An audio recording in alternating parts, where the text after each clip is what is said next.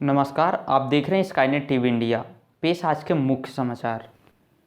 2,000 रुपये के नोट को बैंक में जमा करने या इसे दूसरे नोट से बदलने का आज यानी 7 अक्टूबर को आखिरी दिन है। शुक्रवार को आरबीआई गवर्नर शक्तिकांत दास ने बताया कि 96% से ज़्यादा 2,000 के नोट बैंक में वापस आ गए हैं, जिनकी वैल्यू 3.43 लाख करोड़ रुपए है।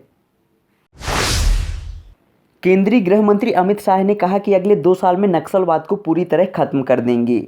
शाह ने यह बात नक्सल प्रभावित राज्यों की मीटिंग के दौरान कही।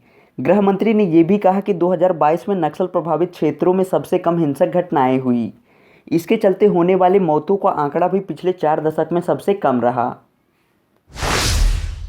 कैलाश विजयवर्गीय अपने बयानों से सुर्खियों में हैं। उनका नया बयान एक बार फिर चर्चा में बन गया है। विजयवर्गीय ने कहा कि जिस पोलिंग बूथ पर कांग्रेस को एक भी वोट नहीं मिलेगा, वहां के बूथ अध्यक्ष को 51,000 रुपये का इनाम दिया जाएगा।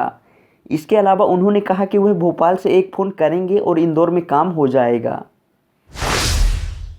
आम आदमी पार्टी के राज्यसभा सांसद राघव चड्ढा को सरकारी बंगला खाली करने के मामले में दिल्ली की पटियाला हाउस कोर्ट से बड़ा झटका लगा है।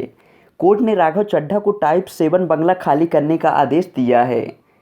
दरअसल राघव चड्ढा को सरकारी आवास से बेदखल किए जाने पर अदालत ने अप्रैल में जो रोक लगाई थी, उसे हटा लिया गया है। अदालत ने कहा कि राघव चड्ढा को आवंटित एक विशेषाधिकार मात्र है, जो उसे एक संसद के सदस्य के रूप में दिया गया है। विशेषाधिकार वापस लेने और आवंटन रद्द होने के बाद उस पर कब्जा जारी रखने का उसे कोई निहित अधिकार नहीं है। देश में बढ़ते बस एक्सीडेंट्स को लेकर केंद्रीय सड़क एवं परिवहन मंत्री नितिन गडकरी ने चिंता जताई। उन्होंने अपने एक्स अकाउंट पर नया प्लान शेयर करते हुए लिखा कि भारत में बस की बॉडी की क्वालिटी बढ़ाने की ज़रूरत है। इसके लिए मैंने भारत एनसीएपी के तहत नए मानकों को अपनी मंजूरी दे दी है। उन्होंने बताया कि ये नए मानक ओरिजिनल इक्विपमेंट मैन्युफैक्चरर्स और बस की बॉडी बनाने वाली कंपनियों दोनों पर समान रूप से लागू होंगे। हालांकि मानकों में क्या बदलाव किया गया है, इसकी अभी जानकारी नहीं दी गई है। इंदौर की अन्नपूर्णा पुलिस ने इलाके में एक मकान में रहकर नकली नोट छाप रहे एक सरगना सहित 5 आरोपियों को पकड़ा है। आरोपियों के पास से 4 प्रिंटर और 1.5 लाख के नकली नोट के अलावा करीब 50 लाख रुपए के कागज मिले हैं।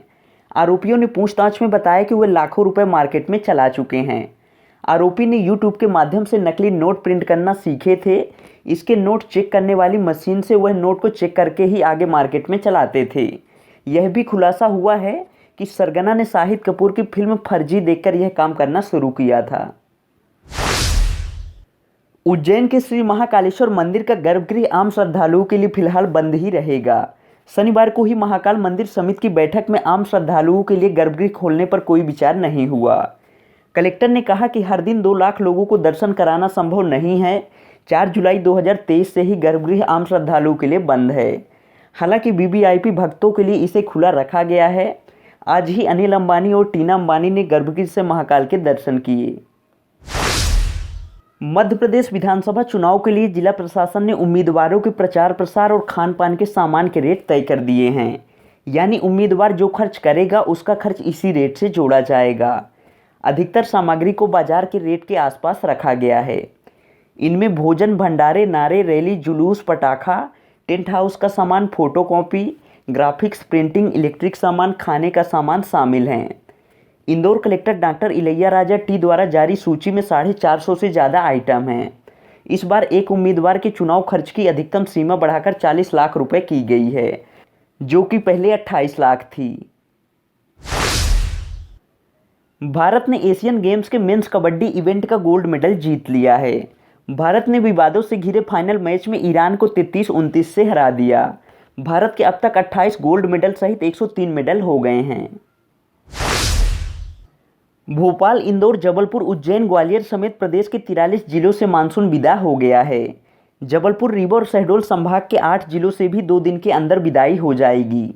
इसके बाद पूरे प्रदेश में तेज ठंड का दौर शुरू हो जाएगा। हालांकि इससे पहले गर्मी गुलाबी ठंड वाला मौसम है। 15 अक्टूबर के बाद पचमढ़ी, मलाजखंड, नौगांव समेत कई शहरों में रात का टेम्परेचर 10 डिग्री तक पहुंच सकता है। कल दिन भर की प्रमुख खबरों के साथ फिर मिलते हैं, तब तक के लिए शुभ रात्रि।